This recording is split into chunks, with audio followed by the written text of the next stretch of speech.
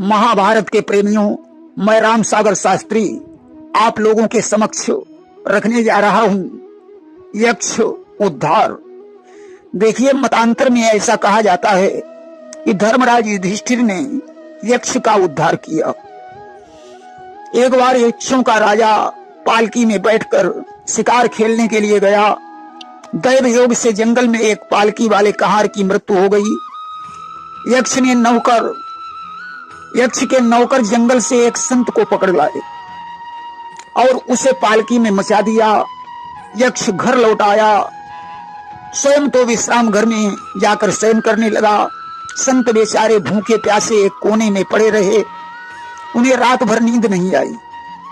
रात्रि के पहले पहर पर राजा ने जाग कर पूछा कि इस समय कौन जाग रहा है। कि प्रथम पहर पर जाग कर रह न सका वह मौन, पूछा उसने इस समय जाग रहा है कौन। संत ने उत्तर दिया, जो पुरुष इस संसार को दुख का कारण समझता है वही जाग रहा है, बाकी सब सो रहे हैं। कि जा नहीं जा जग दुख समाजा, और सो जा गई सोवत सब राजा। रात्रि का दूसरा पहर हुआ। राजा ने पुनः वही प्रश्न किया कि इस समय कौन जाग रहा है।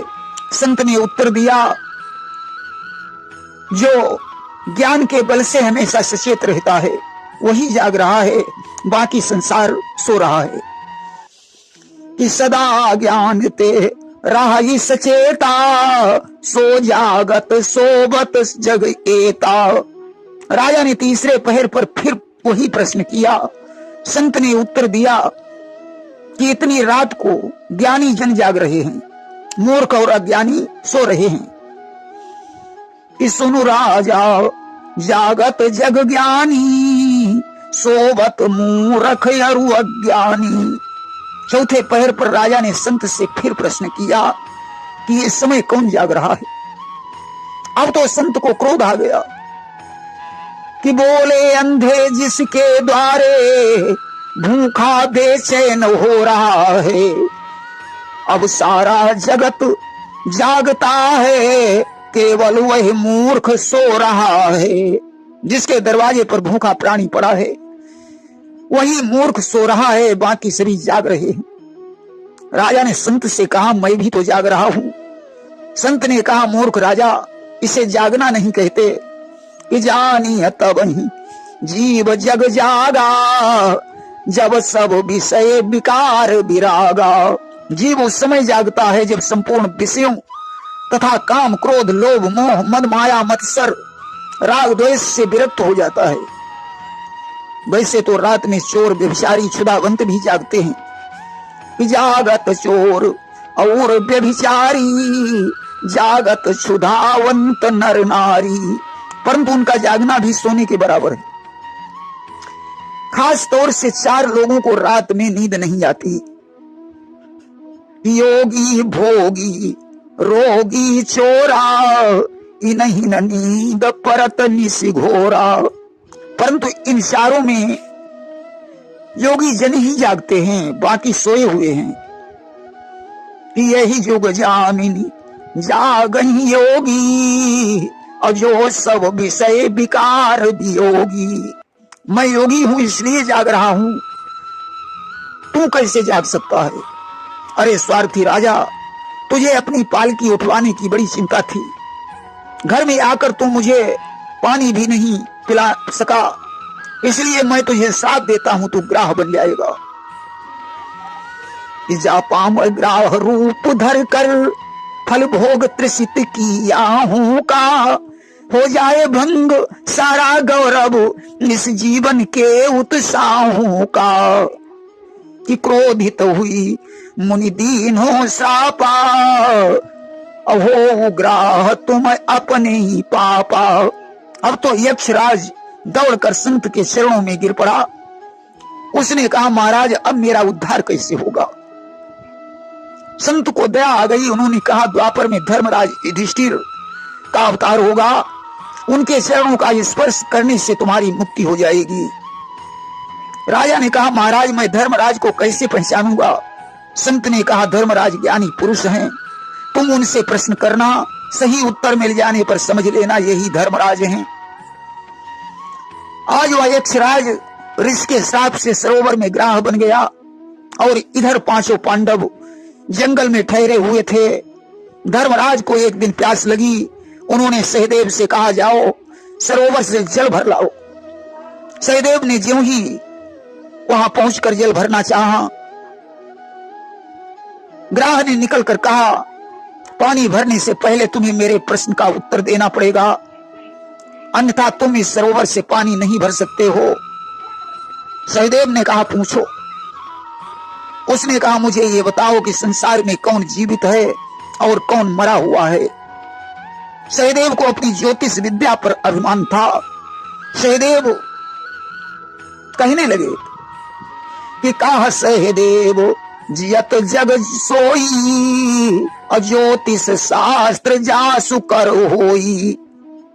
उत्तर सही नहीं मिला, ग्राह ने उन्हें निगल लिया। इधर धर्मराज ने देखा सहदेव नहीं लौटे। उन्होंने नकुल को भेजा। यक्ष ने वही प्रश्न नकुल से किया। नकुल को अपनी अस्त्र विद्या पर अभिमान था और कहे वो नकुल जग जीवित सोई, अभय विद्या जाके कर होई। ग्राह ने नकुल को भी निगल लिया। धर्मराज ने अर्जुन को भेजा। यक्ष ने वही प्रश्न अर्जुन से किया। अर्जुन को अपनी बाण विद्या पर अभिमान था कि कहे वो पार्थ जग जीवित सोई, सर विद्या जाके कर होई। अब धर्मराज ने जब ग्राह ने अर्जुन को भी निगल लिया, तब धर्मराज ने भीम को भेजा। भीम को अपनी गदा पर अभिमान था कि कहे वो भीम जग जीवित सोई, और जो बलवान मनुष्य अति होई। ग्राह ने भीम को भी निगल लिया। इधर धर्मराज ने देखा जो भी जाता है वापस लौटकर नहीं आता। आज स्वयं सरोवर पर पहुंचे। ग्राह ने जल से बाहर निकलकर पूछा कि बिना मेरे प्रश्न का उत्तर दिए हुए इस सरोवर में कोई पानी नहीं भर सकता है। कि पूछे उपास धर्म के आई, और कहू जग मां जीवित को भाई। यक्ष ने कहा, पहले मुझे ये बताओ इस संसार में कौन जीवित है और कौन मरा हुआ है, अन्यथा तुम्हारा भी वही हाल होगा जो तुम्हारे भाइयों का हुआ है। अगर तुमने हमारे एक प्रश्न के 4 उत्तर दिए तो मैं तुम्हारे चारों भाइयों को मुक्त कर दूंगा, अन्यथा तुम्हें भी निगल लूंगा। युधिष्ठिर ने कहा, अपने प्रश्न का पहला उत्तर ध्यान से सुनो कि पाप कपट जिय कबहु न जाना, अजीब ही सदा भक्त भगवाना। जो व्यक्ति पाप और कपट से रहित है, भगवान का भक्त है, वही जीवित है, बाकी सभी मरे हुए हैं। ग्राह ने कहा, बात बिल्कुल सत्य है। आज उसने सहदेव को मुक्त कर दिया। धर्मराज ने कहा, दूसरा उत्तर ध्यान से सुनो कि दयावंत जो परहितकारी, सो जीवित जो नर सतधारी। जो मनुष्य दयालु, परोपकारी और सत्यनिष्ठ है वही जीवित है, बाकी सभी मरे हुए हैं। ग्राह ने कहा, बिल्कुल सत्य है। आज उसने नकुल को मुक्त कर दिया। धर्मराज ने कहा, तीसरा उत्तर ध्यान से सुनो कि धर्मवान गुरु भक्त सुशीला, सो जीवित गावत हरि लीला।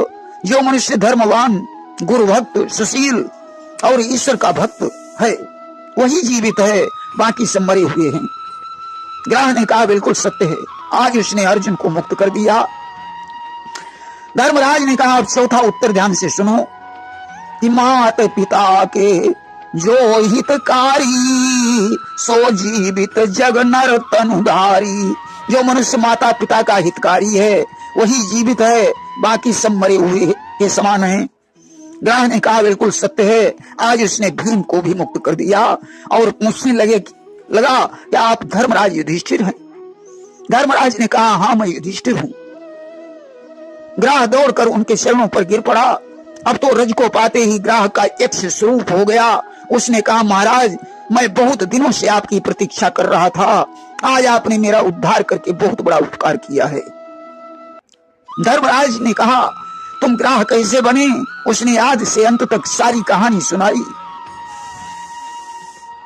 यह सेवक कभी यक्षपति था, स्वामी था एक रिसाले का, दैवात हो गया जंगल में, देहांत पालकी वाले का। उसने कहा मैं यक्षों का राजा था, एक दिन पालकी में बैठा हुआ जंगल से गुजर रहा था, गैब योग से मेरा एक कहार मर गया। मैंने किसी आदमी को की तलाश के लिए नौकरों को भेजा, नौकर एक संत को पकड़ लाए कि मेरे नौकर जंगल में से साधु को कहीं पकड़ लाए, साधु बेचारे बिना कहे पालकी धरे घर तक आए। वह बेचारा संत पालकी को ढोकर मुझे घर तक ले आया। मैं तो बिस्तर पर जाकर सो गया। संत जी बेचारे खड़े रहे, भूखे प्यासे थे, मैंने उन्हें पानी तक नहीं पिलाया। वे कहीं एक कोने में पड़े रहे, रात गुजार रहे थे कि मैं तकियों पर पड़कर सोया, पाहरू द्वार पर खड़े रहे, वे शांति मूर्ति चुपचाप वहीं कोने में भूखे पड़े रहे। प्रथम पहर पर मेरी आंख खुली तो संत जी जाग रहे थे, दूसरे पहर पर भी वे जाग रहे थे, तीसरे पहर पर भी वे जाग रहे थे, यहाँ तक चौथे पहर पर भी मैंने जब पूछा कि इस समय कौन जाग रहा है तो संत ने क्रोधित होकर मुझे ग्राह होने का श्राप दे दिया। मैंने उनके चरण पकड़ लिए तो उन्होंने उद्धार का उपाय बताया कि जा भूप साप बस होगा ही, ग्राह की भांति आकार तेरा, द्वापर में धर्मराज द्वारा हो जाएगा उद्धार तेरा। उन्होंने कहा द्वापर में धर्मराज तेरा उद्धार करेंगे। वह समय आज लीलाधर ने इस भांति नाथ दिखलाया है, इन चरणों की रज के द्वारा अपना शरीर फिर पाया है। आज भगवान की ऐसी कृपा हुई कि आपकी रज पाकर मैं पुनः यक्ष बन गया। धर्मराज को प्रणाम करके यक्षराज यक्षपुर को चला गया और पांडवों ने भी उस वन को छोड़ दिया और द्वैत वन में जाकर अपना डेरा लगाया, जहां एक दिन व्यास जी का आगमन हुआ। उन्होंने पांडवों के कल्याण हेतु उन्हें एक मंत्र प्रदान किया। उस मंत्र की सिद्धि के लिए अर्जुन कैलाश पर्वत पर चले गए। अनुष्ठान पूरा हो जाने पर शिव ने उन्हें किरात रूप में दर्शन दिए। भगवान शंकर ने भूत प्रेतों को कोल भील बनाया, गौरी जी को सुंदरी बनाया, सुख नाम के दैत्य को सूकर बनाया और स्वयं किरात का रूप धारण किया। सूकर के पीछे भाग खड़े हुए। सूकर अर्जुन के पास पहुंचकर गुरगुराने लगा। अर्जुन ने अपने धनुष पर बाण चढ़ाया, ज्यों संधान करना चाहा। किरात ने सावधान करते हुए कहा बाण मत चला देना, परंतु अर्जुन ने बाण चला ही दिया। बाण के चलते ही वह सूकर अदृश्य हो गया। किरात ने कहा मूर्ख, तूने मेरे शिकार को हाथ से निकाल दिया, बड़ा धनुर्धारी बन रहा है, देखता हूं तेरे बाणों में कितनी शक्ति है। कि अभिमानी फिर धनुआ संभाल, बार का जवाब बार होगा, उसका शिकार यदि नहीं हुआ तो अब तेरा शिकार होगा। अर्जुन ने भी आज धनुष संभाल लिया। दोनों के बीच बाण युद्ध होने लगा। धनुष की प्रत्यंचा टूट गई। अर्जुन तलवार लेकर किरात पर दौड़े, परंतु तलवार टूटकर पृथ्वी पर गिर गई। मल्ल युद्ध होने लगा, परंतु किरात के ऊपर घूंसों का कोई प्रभाव नहीं पड़ा। किरात ने हल्का सा घूंसा अर्जुन के मार दिया। अर्जुन जमीन पर गिर गए, मूर्छित हो गए। विचार करते हैं कि हे भोलेनाथ, ये कैसी आफत आई है। आज मिट्टी की मूर्ति बनाकर शिव की आराधना करने लगे कि आशुतोष तुम अब ढरदानी, अवारती हरहु दीन जनु जानी। जो माला मूर्ति के गले में डाली वह किरात के गले में जाकर पड़ गई। अब तो अर्जुन ने शिव को पहचान लिया और चरणों पर गिर पड़े। भोलेनाथ ने अपना स्वरूप बदल दिया। देखा शंकर जी के साथ में भूत प्रेतों की सेना है। अर्जुन ने कहा प्रभु मुझे क्षमा करना, मैंने आपके ऊपर अपना हाथ उठाया है। शिव ने कहा भक्तराज, मुझे तो सिर्फ तुम्हारी शक्ति की परीक्षा लेनी थी। कि मुस्का कर शिव ने कहा घबरा मत बलवान, केवल तेरी शक्ति की करनी थी पहचान। आगे महाभारत होने वाला है, मुझे तुम्हारे बल पर तो भरोसा है, परंतु इन हथियारों पर भरोसा नहीं है। इसलिए पाशुपत देता हूं, या तेरा हाथ बटाएगा।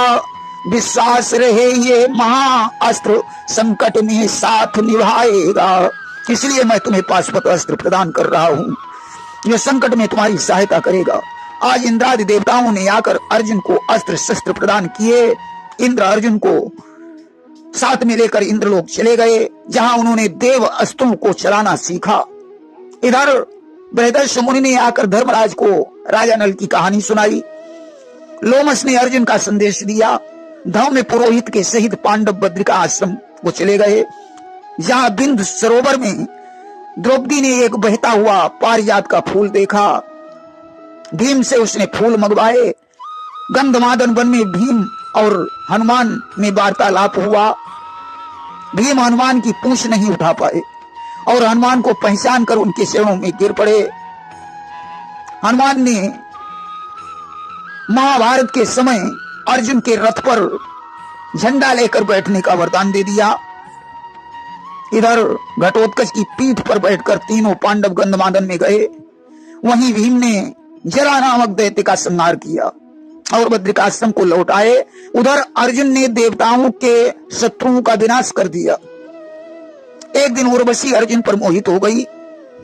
वह काम भाव से अर्धरात्रि को उनके पास पहुंची। अर्जुन ने उसे माता कहकर संबोधित किया। उर्वशी ने अर्जुन को नपुंसक होने का श्राप दे दिया। इंद्र ने उर्वशी से श्राप का परिहार करने को कहा तो उर्वशी ने कह दिया कि यह श्राप सिर्फ 13वें वर्ष के लिए है। अर्जुन इंद्र के पास से विदा होकर धर्मराज के पास आ गए। इधर दुर्योधन को पता चला कि पांडव गण इस समय काम्यक वन में निवास कर रहे हैं। उसने कर्ण दुशासन आदि को लेकर काम्यक वन को प्रस्थान कर दिया, जहां एक सरोवर में चित्ररथ गंधर्व अपनी पत्नी सहित जल क्रीड़ा कर रहा था। दुर्योधन को देखकर उसकी पत्नी लज्जित हो गई। चित्ररथ ने डांट कर कहा, दुष्ट, तू इस वन में क्या कर रहा है? दुर्योधन बोला, जवान संभाल कर बात करो, मैं इधर पांडवों की तलाश में आया हूं, इसलिए बीच में रोड़ा मत बनो। चित्ररथ ने कहा, समझ जा, मैं अभी तेरी वीरता देखे लेता हूं। अब तो कमाने तन गई, बाणों पर बाण चलने लगे। कर्ण और दुशासन का हौसला ठंडा हो गया। वे संग्राम छोड़कर भाग खड़े हुए। चित्ररथ ने दुर्योधन को पकड़ लिया और रथ में बांधकर गंधर्व लोक को चल पड़ा। भीमसेन ने इस रहस्य को आंखों से देखा। आज प्रसन्नता पूर्वक जाकर धर्मराज से कहने लगे, भैया तुमने एक कहावत सुनी है? धर्मराज ने कहा, कौन सी कहावत?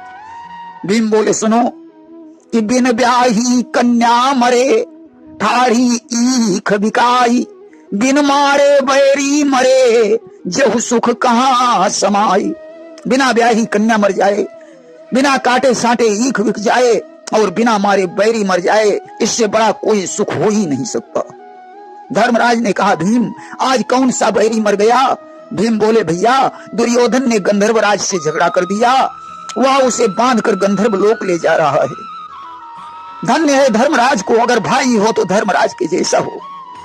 डांट कर कहने लगे भीमसेन, तुम हंस रहे हो, दुर्योधन भी तो अपना भाई है। इस विपत्ति में तुम्हें उसका साथ देना चाहिए। आपस में लड़ना झगड़ना ठीक है, परंतु बाहर के लिए एकता बनाए रखना चाहिए। आज धर्मराज ने अर्जुन को बुलवाया और कहा, अर्जुन ये हर्ष का समय नहीं है, अतिशीघ्र जाकर दुर्योधन को छुड़ा लाओ। इसलिए हर्ष का समय नहीं, चुप रहो न बस धाओ अर्जुन, शत्रु के हाथ से किसी तरह बंधु को छुड़ा लाओ अर्जुन। अगर चित्ररथ दुर्योधन को नहीं छोड़ता है तो उसका संहार कर देना। अर्जुन ने तुरंत प्रस्थान कर दिया। उन्होंने बाणों पर बाण चलाए। चित्ररथ दुर्योधन को छोड़कर भाग गया। आज दुर्योधन के सहित अर्जुन धर्मराज के पास पहुंचे। दुर्योधन बहुत लज्जित हुआ। उसने कहा, धर्मराज ऐसा करो, तुम अर्जुन से कहो कि वो हमसे कोई वरदान मांग ले, क्योंकि एक कहावत कही जाती है कि धन जन जीवन धाम ले ले तन मन प्राण, पर न किसी को दैव दे दुश्मन का एहसान। भले ही विधाता ये जीवन ले ले, परंतु कभी किसी को दुश्मन का एहसान न दे। धर्मराज ने कहा, भैया दुर्योधन, मैं तुम्हें दुश्मन कहां समझता हूं, तुम तो हमारे भाई हो, और भाई के ऊपर कोई एहसान कर दे तो वो एहसान नहीं कहा जाता है। परंतु दुर्योधन नहीं माना। उसने अर्जुन से कहा, तुम मुझसे एक वरदान मांगकर इस ऋण से मुक्त करो। अर्जुन ने कहा, कोई बात नहीं, ये वरदान उधार रहेगा, समय आने पर मांग लूंगा। दुर्योधन लज्जित होकर हस्तिनापुर लौट आया। इधर एक दिन सरोवर में स्नान करने गई द्रौपदी का जयद्रथ ने हरण किया। भीम और अर्जुन उसे बांधकर धर्मराज के पास लाए। धर्म ने समझा बुझाकर जयद्रथ को छोड़ दिया। इस तरीके से पांडवों ने वनवास के 12 वर्ष व्यतीत किए। प्रेम से बोलिए वृंदावन बिहारी लाल की जय। महाभारत के प्रेमियों, मैं राम सागर शास्त्री आप लोगों के समक्ष रखने जा रहा हूँ यक्ष और युधिष्ठिर संवाद। देखिए, जिस समय जुआ खेलने के कारण युधिष्ठिर का द्रौपदी और भाइयों सहित 12 वर्ष का वनवास और 1 वर्ष का अज्ञातवास हो गया, तो 5 पांडव जंगल में रहकर अपना समय व्यतीत करने लगे। एक दिन की बात है, धर्मराज युधिष्ठिर को प्यास लगी। उन्होंने सहदेव से कहा, जाओ सरोवर से पानी ले आओ। सहदेव एक चमत्कारी तालाब पर पहुंचे। उस तालाब पर अदृश्य रूप में एक यक्ष रहता था। सहदेव को प्यास लगी थी। उन्होंने ज्यों ही अंजलि में जल भरकर पीना चाहा, त्यों ही उन्हें एक अदृश्य आवाज सुनाई पड़ी, ठहरो, पहले मेरे प्रश्नों के उत्तर दो, इसके बाद तुम अपनी प्यास बुझा सकते हो। परंतु सहदेव ने उस वाणी पर कोई ध्यान नहीं दिया। अस्तु जल पीते ही वे निर्जीव हो गए। धर्मराज ने इस बार नकुल को भेजा, परंतु उनका भी यही हाल हुआ। विलंब देखकर धर्मराज ने अर्जुन को भेजा, परंतु जल को पीने से वे भी निर्जीव हो गए। अर्जुन के बाद भीमसेन पहुंचे, परंतु जल पीते ही वे भी निर्जीव हो गए। उस समय धर्मराज युधिष्ठिर स्वयं सरोवर पर पहुंचे और भाइयों को निर्जीव देखकर दुखी हो गए। उसी समय यक्ष उनके सामने प्रकट हो गया। उसने कहा, तुम्हारे भाइयों ने हमारी बात पर ध्यान नहीं दिया, इसलिए इनकी यह हालत हुई है। अगर तुम इनका अनुकरण करोगे तो तुम्हारा भी यही हाल होगा। आज तो पहले मेरे प्रश्नों का उत्तर दो, तभी तुम इस सरोवर से जल ले जा सकते हो। यक्ष ने पहला प्रश्न पूछा, बताओ मैं कौन हूँ? युधिष्ठिर ने कहा, तुम न शरीर हो, न इंद्रिय हो और न मन हो, तुम शुद्ध चेतना हो जो सर्वसाक्षी है। यक्ष ने कहा, बताओ इस जीवन का उद्देश्य क्या है? युधिष्ठिर ने कहा, जीवन का उद्देश्य उसी चेतना को जानना है जो जन्म और मरण के बंधन से मुक्त है। यक्ष ने पूछा, जन्म का कारण क्या है?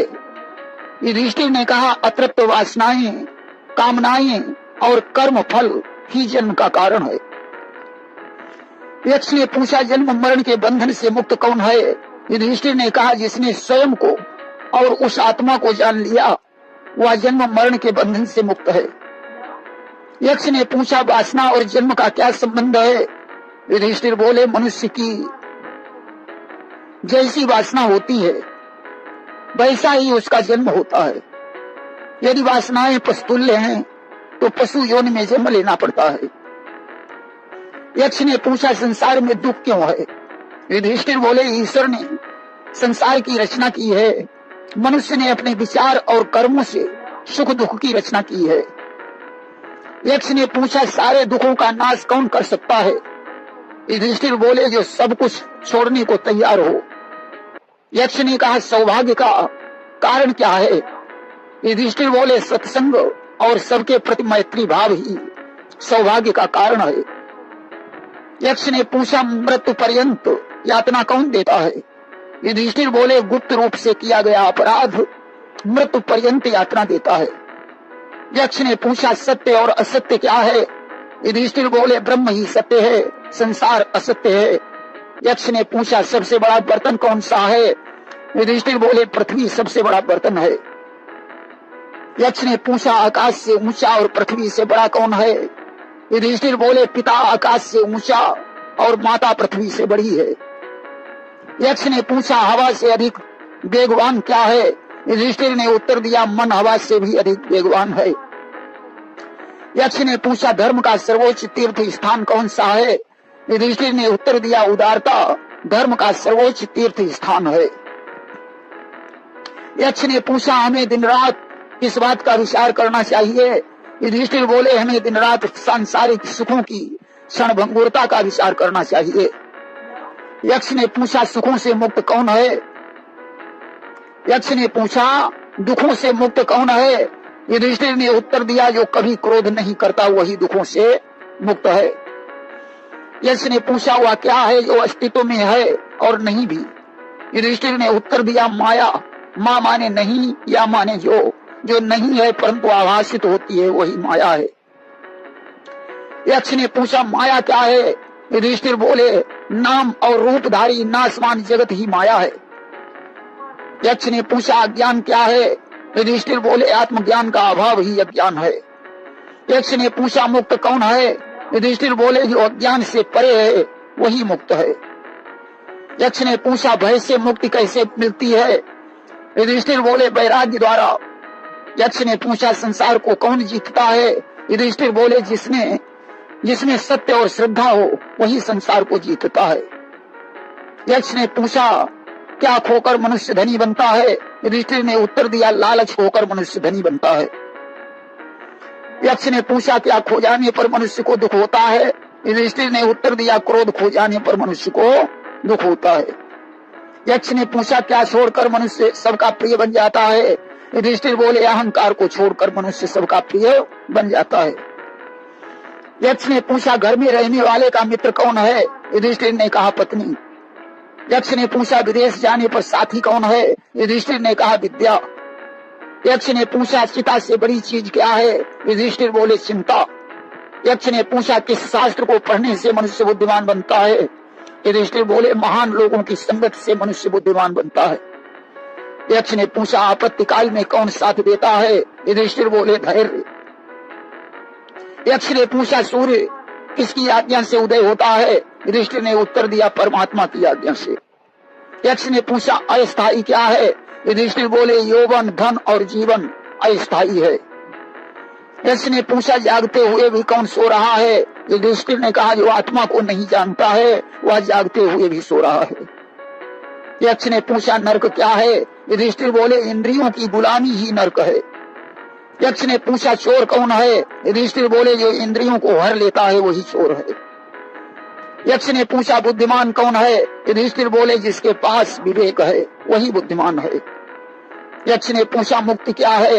युधिष्ठिर बोले अनासक्ति ही मुक्ति का द्वार है। यक्ष ने पूछा आसक्ति क्या है? युधिष्ठिर बोले प्रेम में मांग अपेक्षा और अधिकार ही आसक्ति है।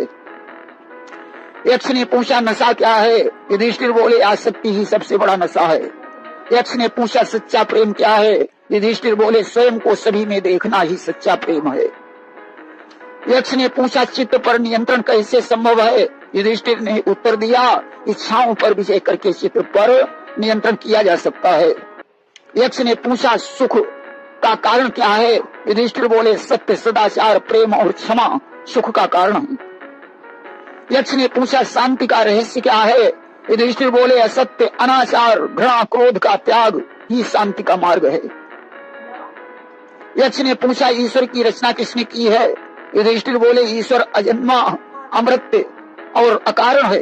यक्ष ने पूछा ईश्वर क्या कार्य करता है? युधिष्ठिर बोले रचना पालन और संहार ईश्वर का कार्य है। यक्ष ने पूछा ईश्वर का स्वभाव स्वरूप कैसा है? युधिष्ठिर बोले ईश्वर का सच्चिदानंद स्वरूप है। यक्ष ने पूछा क्या वास्तव में ईश्वर है? युधिष्ठिर बोले कारण के बिना कार्य नहीं होता। यह संसार उस कारण अस्तित्व का प्रमाण है। यक्ष ने पूछा संसार में दुख क्या है?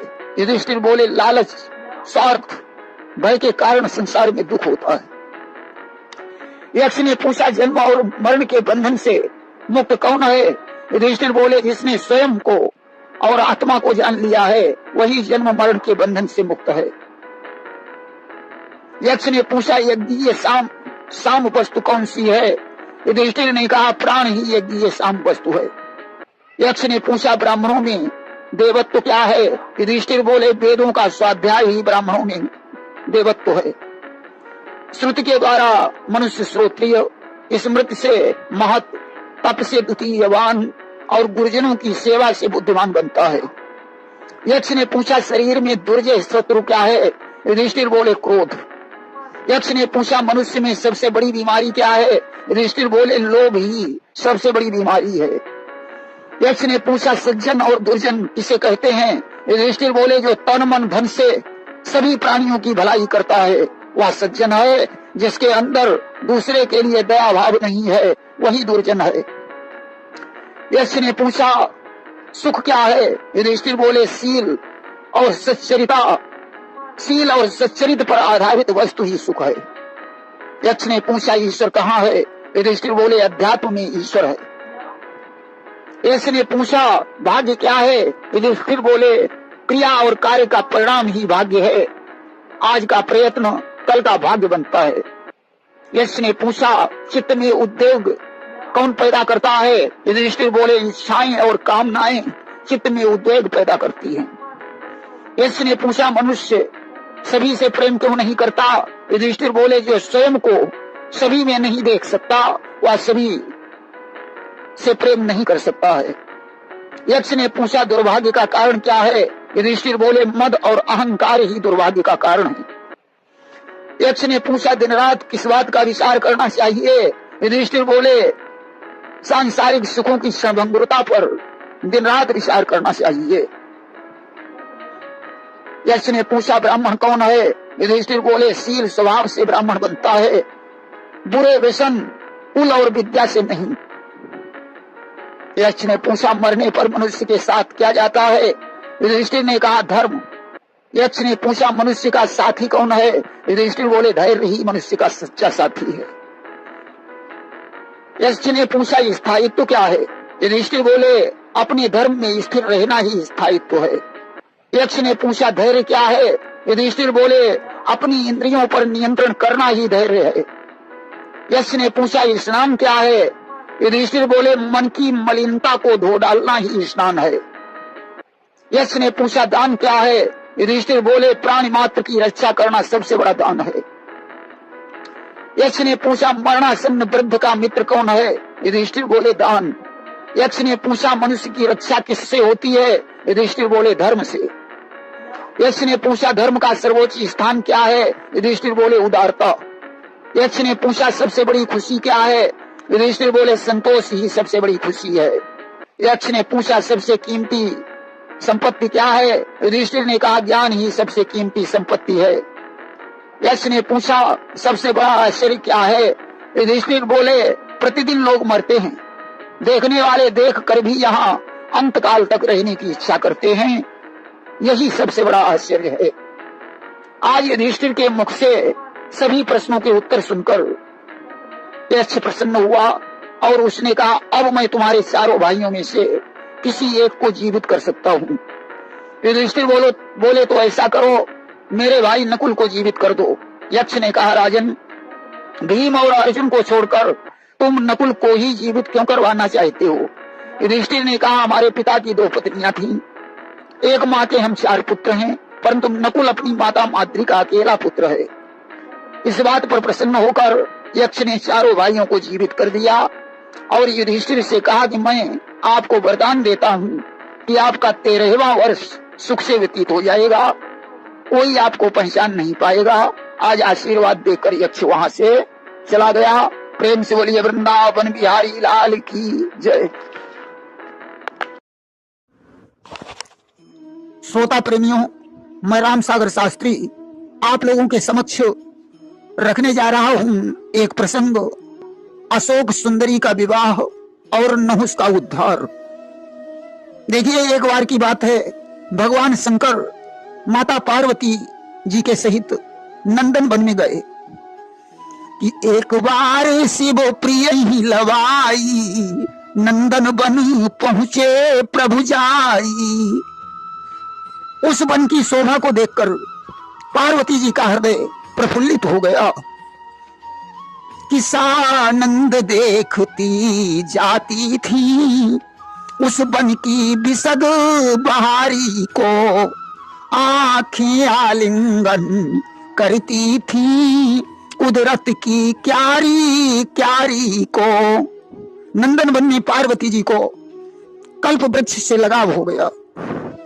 वापस आते समय वे कल्प वृक्ष को कैलाश पर्वत पर ले आई और कल्प वृक्ष सन यह बर मांगा, कन्या देव सहित अनुरागा। पार्वती जी ने कल्प वृक्ष से एक पुत्री की कामना प्रकट की। कल्प वृक्ष एक कन्या दयऊ, नाम अशोक सुंदरी भयऊ। अस्तु कल्प वृक्ष से एक कन्या का जन्म हुआ जिसका नाम उन्होंने अशोक सुंदरी रखा। उस कन्या को पार्वती जी ने वरदान दिया कि इसका विवाह इंद्र के समान बलवान योद्धा से होगा। कन्या बड़ी सुंदर थी कि उस चंद्रवती की चंद्र छटा चंद्र को चकित कर जाती थी। उसके उजले मुख की शोभा बिजली का मान घटाती थी। धीरे धीरे कन्या सयानी हो गई। एक दिन की बात है, अशोक सुंदरी अपनी सखियों के सहित नंदन वन में विचरण कर रही थी। शीतल मंद सुगंधित समीर चल रही थी, भ्रमर गुंजार कर रहे थे, पक्षी कलरव कर रहे थे। नंदन वन की शोभा को देखकर अशोक सुंदरी सखियों से कहती है क्या कि नयनों से देखो निहारी, सखीरी कैसी छाई बहारी। रंग रंग के फूल खिले हैं, भ्रमर मधुर गुंजार करे हैं, और ठंडी बहेला बयारी, सखीरी कैसी छाई बहारी।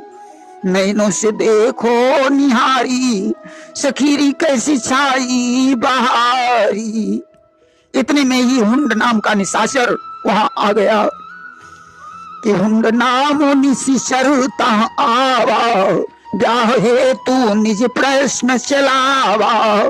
हुंड ने अशोक सुंदरी से विवाह का प्रश्न किया कि उर इच्छा अस करहु विवाहु, कपूर बहु सुंदरी मोर उछाहु। अशोक सुंदरी ने कहा दैत्यराज मेरा विवाह पहले से ही निर्धारित है। हुंड ने कहा किससे? अशोक सुंदरी बोली नहुस के साथ। हुंड ने क्रोधित होकर कहा मेरे जीते जी तुम्हारा विवाह नहुस के साथ कदापि नहीं हो सकता है। मैं नहुस को मारकर तुम्हारे साथ विवाह करूंगा। कि नहुस ही मारी तुम ही लई जई हम, जग विजयी प्रणवीर काई हूं। अशोक सुंदरी ने कहा अगर तेरा ऐसा ही इरादा है तो इस पाप की तुझे सजा भोगनी पड़ेगी। कि कन्या बोली करेगा जब तुम ऐसा पाप, तो इस गलती के लिए देती हूं मैं श्राप। जा दोस्त, इस गलती के लिए मैं तुझे श्राप देती हूं कि जिसे मारने के लिए ठानी तूने ठान, वही हरेगा एक दिन हुंड तुम्हारे प्राण। जिसको मारने के लिए तूने प्रतिज्ञा की है वही एक दिन तुझे मारेगा। यह मेरा श्राप है। आज हुंड वहां से चला गया और सचमुच राजगृह में प्रवेश करके उसने नहुस का हरण कर लिया। हुंड तो नहुस को जान से मार डालता, परंतु हुंड की दासी को नहुस पर दया आ गई। उसने नहुस को वशिष्ठ जी के आश्रम पर पहुंचा दिया। वशिष्ठ जी के आश्रम पर नहुस बड़ा हुआ। आगे चलकर नहुस ने हुंड का वध किया और अशोक सुंदरी के साथ उसका विवाह हो गया। मरा हुंड कन्या नृप पाई, और सौ पूतन की मात कहाई। अशोक सुंदरी और नहुस से 100 पुत्रों का जन्म हुआ, जिनमें एक पुत्र का नाम सारे संसार में प्रसिद्ध हो गया। उसका नाम अयाति था। एक पुत्र जग विदित महाना और नाम अयाति वीर बलवाना। सजनों, नहुस इंद्र के समान प्रतापी राजा था। एक बार की बात है, देवराज इंद्र ने अपने गुरु बृहस्पति का अपमान करके त्वष्टा के पुत्र विश्वरूप को पुरोहित बनाया।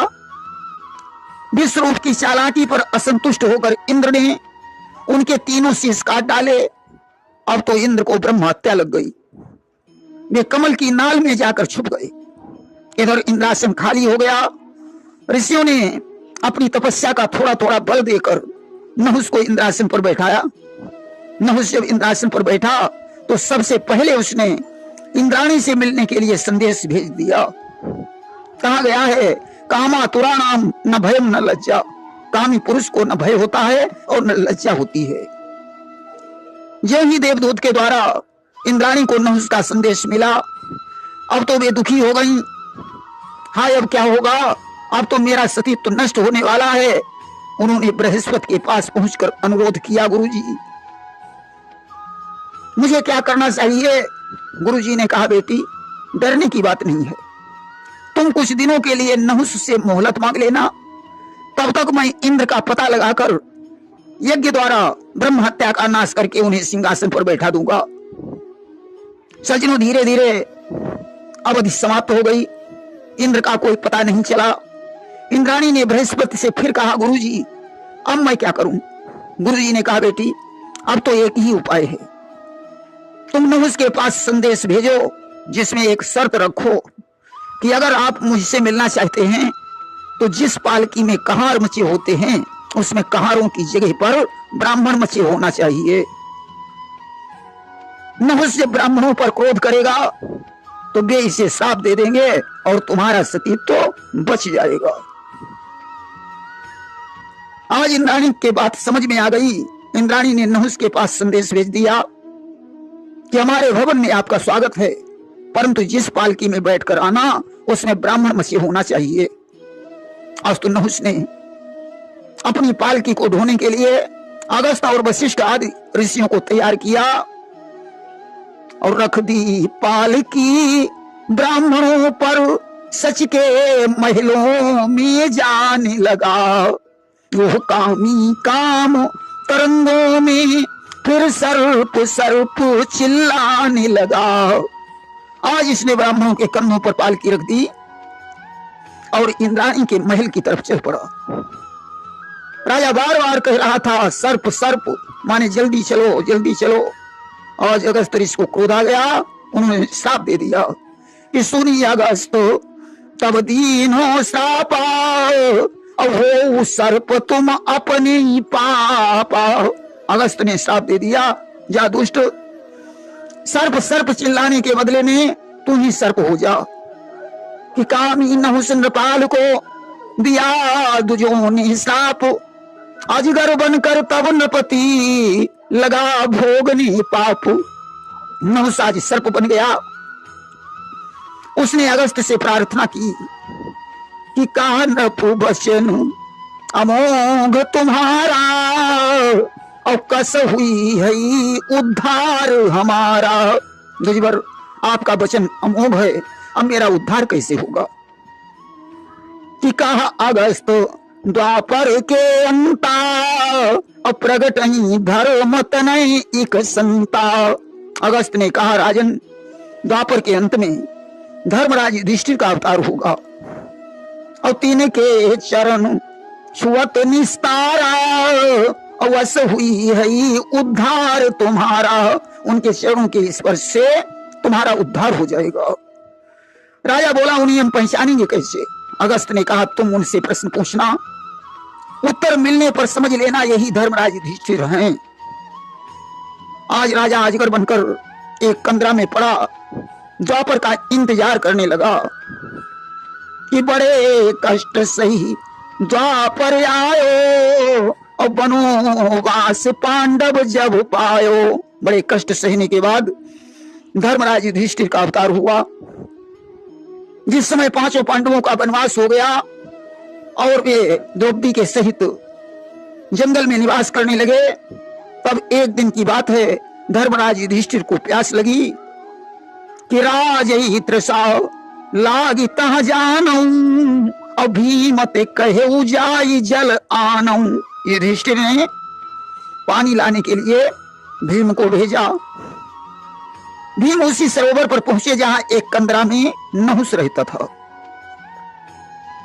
भीम ने जो पानी भरना चाहा, सर्प ने कहा पहले मेरे प्रश्न का उत्तर दो, फिर तुम पानी भर सकते हो। भीम ने कहा पूछो। तो पूछे उपास भीम के आई और कहू जग मां जीवित को भाई। उसने भीम से पूछा बताओ संसार में कौन जीवित है और कौन मरा हुआ। भीम को अपनी भुजाओं पर अभिमान था। और भीम कहे जीवित जग सोई और जो बलवान मनुष्य अति होई। भीम ने कहा संसार में वही जीवित है जो मनुष्य बलवान है। उत्तर सही नहीं मिला, सर्प ने उन्हें निगल लिया। और यहाँ युधिष्ठिर देखी अवारी पठे शीघ्र पार्थ धनुधारी। इधर युधिष्ठिर ने देर देखकर युधिष्ठिर ने भीम के न लौटने पर अर्जुन को भेजा। आज अर्जुन से भी सर्प ने वही प्रश्न किया। अर्जुन को अपनी धनुर्विद्या पर अभिमान था। उन्होंने उत्तर दिया कि है जीवित जगमा नर सोई और सर विद्या जाके कर होई। संसार में वही जीवित है जिसके हाथों में धनुर्विद्या है। अब तो इसने अर्जुन को भी निगल लिया। धर्मराज ने इस बार नकुल को भेजा। सर्प ने वही प्रश्न नकुल से किया। नकुल को अपने रूप पर अभिमान था। और नकुल कहे जग जीवित सोई और जो नर रूपवान अति होई। नकुल ने कहा संसार में रूपवान मनुष्य ही जीवित है, बाकी सब मरे हुए। आज इसने नकुल को भी निगल लिया। अब धर्मराज ने सहदेव को भेजा। सर्प ने वही प्रश्न सहदेव से किया। सहदेव को अपनी विद्या पर अभिमान था। और कहा सहदेव जियति जग सोई और विद्यावान मनुष्य जो होई। जो मनुष्य विद्यावान है वही संसार में जीवित है। इसने सहदेव को भी निगल लिया। अब तो धर्मराज युधिष्ठिर विचार करने लगे आखिर क्या कारण है जो जाता है वह लौट कर नहीं आता। नकुल भीम सहदेव का हुआ यही परिणाम, गए अंत में तब स्वयं धर्मराज गुणधाम। अब तो धर्मराज युधिष्ठिर स्वयं उस सरोवर के पास पहुंचे। सर्प ने वही प्रश्न धर्मराज से किया कि पूछे उपास धर्म के आई और कहू जगमा जीवित को भाई। सर्प ने पूछा बताओ संसार में कौन जीवित है और कौन मरा हुआ। धर्मराज ने कहा सुनो कि धर्म ने कहा जो सत्य सौम्य सेवा में समय लगाता है, जो परम भक्त है ईश्वर का वह मर कर अमर कहाता है। जो व्यक्ति सत्य का पालन करता है, सदाचारी है, गुरुजनों की सेवा करता है, ईश्वर का भक्त है, संसार में वही जीवित है। सर्प ने प्रसन्न होकर भीम को छोड़ दिया। युधिष्ठिर ने फिर कहा कि जिसके जीवन का अंश अंश गुरुजन सेवा में बीता है, वह धर्मवान निश्चल सज्जन मरकर भी अब तक जीता है। जो मनुष्य धर्म पर चलता है, निश्चल और सज्जन है, गुरुजनों का भक्त है, वही जीवित है। इस उत्तर पर प्रसन्न होकर उसने अर्जुन को छोड़ दिया। धर्मराज बोले और सुनो कि जो वेद विधान जानते हैं, इंद्रिय जित हैं, अधिकारी हैं, जग को बंधुवत समझते हैं, उपकारी हैं, हितकारी हैं। जो मनुष्य वेदों को जानता है, परोपकारी है, सारे संसार को कुटुंब समझता है, वही जीवित है। इस पर प्रसन्न होकर सर्प ने नकुल को छोड़ दिया। कि जब नकुल भ्रात की मुक्ति हुई तब कहा धर्मों ने यों हंस कर, जीते हैं योगी ज्ञानी जन मर चुके नीच तुझसे पामर। युधिष्ठिर ने कहा संसार में योगी और ज्ञानी जन जीवित हैं, तेरे जैसे भोगी और अज्ञानी जीव मर चुके हैं। आज इसने सहदेव को भी मुक्त कर दिया और यह सुनकर सहदेव को दिया सर्प ने छोड़, धर्मराज के चरण में आन गिरा मुंह मोड़। सहदेव को मुक्त करके धर्मराज के चरणों पर गिर पड़ा। ज्यों चरणों पर गिरा इसका दिव्य स्वरूप हो गया कि रज पाते ही हो गया तत्क्षण दिव्य शरीर, कर विनती निज नगर को गया आत्म गंभीर। आज धर्मराज की स्तुति करके नहुष अपने राज्य को चला गया। प्रेम से बोलिए वृंदावन बिहारी लाल की जय।